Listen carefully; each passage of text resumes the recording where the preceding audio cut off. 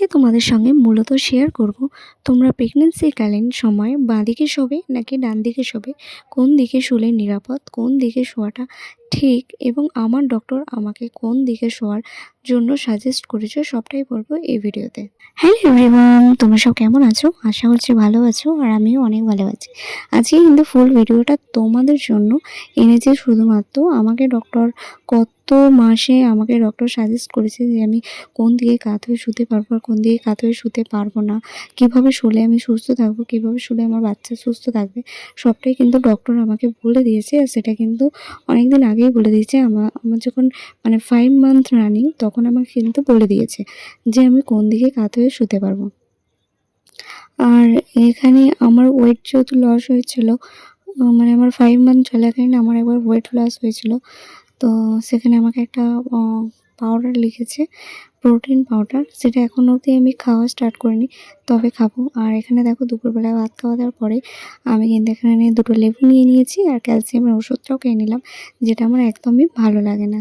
তো যেটা তোমাদের প্রেগন্যান্সি মায়েদেরই বলবো, তোমরা কিন্তু অবশ্যই ডক্টর যদি না বলে যে তোমরা কোন দিকে কাত হয়ে শুতে পারবে, অবশ্যই কিন্তু তোমরা একবার জিজ্ঞাসা করে নিও যে কোন দিকে কাত হয়ে তোমরা শুতে পারবে।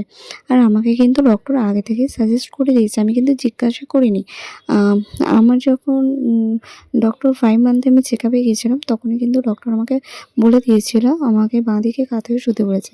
আর আমি কিন্তু সেই থেকেই বাঁ দিকে কাত হয়ে শুই, যতই কষ্ট হোক না কেন আমি বাঁ দিকে কাত হয়ে শোয়ারই সবসময়তে আমি চেষ্টা করি। আর আমি দেখো এখনও কিন্তু বাঁ দিকে শুয়ে আছি, দুপুরবেলা শুয়েছি তাও কিন্তু বাঁ দিকেই শুয়ে আছি। আর রাত্রিবেলাও যখন শুই তখনও কিন্তু আমি বাঁ দিকে কাত হয়েই শুই। আর সোজা হয়ে তো আমি একদম শুই না, শুতেও পারি না।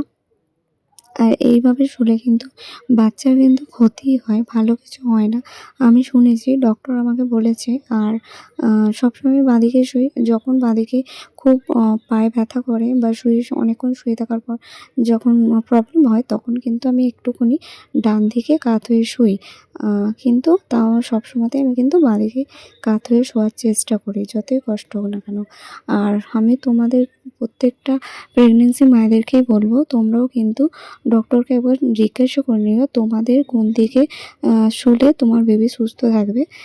তোমরা সেই মতন কিন্তু শোয়ার চেষ্টা করবে, যতই কষ্ট হোক তার কথা ভেবে অন্তত সেদিকে কাত হয়ে শোবে। আর আমি কিন্তু সবসময়তেই বাঁ দিকে কাত হয়ে শুই, আর সোজা হয়ে তো একদমই শোয়া ঠিক নয়, তার জন্য কিন্তু আমি বাঁ দিকে কাত হয়ে শুই। হ্যাঁ, আমাকে যেহেতু বলে দিয়েছিল যে ভীষণ আমি বাঁ দিকে কেন কাত হয়ে শুই, তার জন্য কিন্তু আমি বাঁ দিকে কাত হয়ে শুই। আর আমি আগে ডান দিকে শুতাম, ডান দিকে শুয়ে হঠাৎ দেখলাম একদিন ডান দিকটাতে আমার ব্যথা করছে। আমি সাথে সাথে ডক্টরের কাছে গেছিলাম পরের দিনেই যে আমার ডান দিকটাতে এরকম ব্যথা করছে, যে কেন বুঝতে পারছি না।